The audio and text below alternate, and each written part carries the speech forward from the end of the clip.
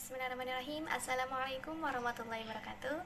Baik, saya akan melanjutkan ngasih review buku Rekonstruksi Sejarah Al-Quran dan The Story of Quranic Text.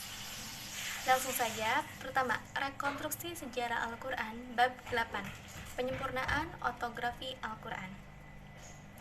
Alasan utama dibalik kodifikasi Al-Quran yakni perbedaan tradisi teks dan bacaan yang mengarah kepada perpecahan politik umat Islam.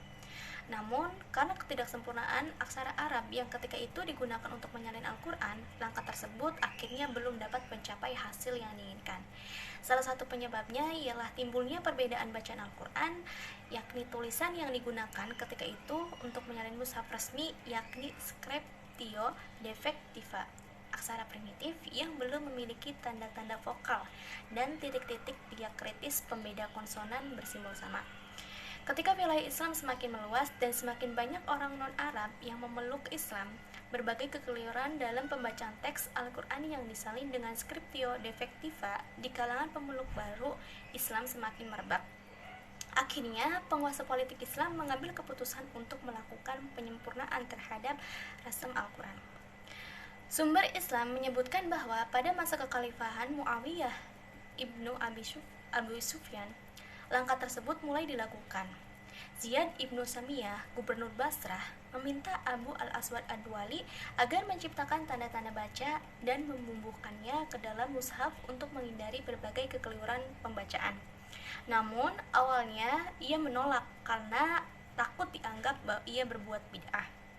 Namun suatu ketika Ad-Wali mendengar sendiri orang yang keliru membaca bagian Al-Quran, sehingga ia pun menyanggupi permintaannya untuk melakukan penyempurnaan terhadap rasam Al-Quran.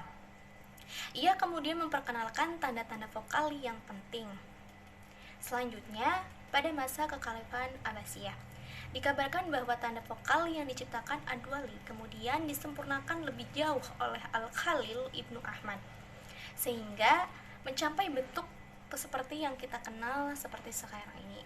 Jadi, permasalahan yang dihadapi dalam Scriptio Defectiva seperti pemberian tanda vokal pendek ataupun panjang atau madah ya, pembedaan konsonan-konsonan bersimbol sama, pemberian tanda-tanda baca lain semisal syaddah, sukun, dan tanwin telah terselesaikan pada titik ini. Selanjutnya, The Story of the Quranic Text. Bab 9. Sejarah ilmu tulisan Arab kuno. Dalam bab ini dapat disimpulkan bahwa batu-batu Arab banyak dihiasi beberapa contoh skrip Arab sejak pertengahan abad ketiga Hijriah. Beberapa aspek primitif bahasa Arab kuno tidak pernah menunjukkan bentuk bahasa Arab Nabatean itu sendiri, sedangkan akar sejarahnya sampai pada zaman Ibrahim dan Ismail yang ada sebelumnya Aramaik.